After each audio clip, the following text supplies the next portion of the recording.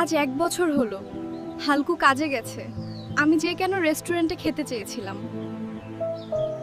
বউ, আজ আমি সফল। তোমার কাছে আসছি আমি। আমার হালকু, তুমি ফিরে এসেছো।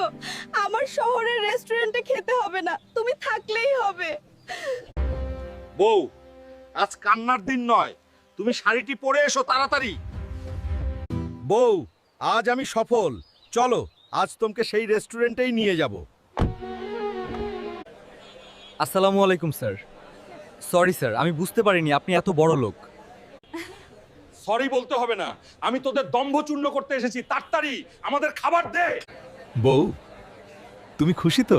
হ্যাঁ আমার হালকু, আমি অনেক খুশি। স্যার, খাবার কেমন হয়েছিল? আর স্যার, আমাকে টিপস দিবেন।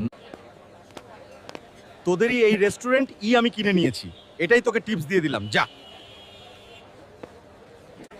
কখনো কাউকে অহংকার দেখাবে না, অহংকার পতনের মূল বার।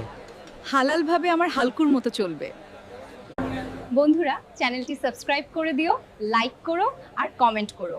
আর আগের পর্বগুলো না দেখলে দেখে আসো।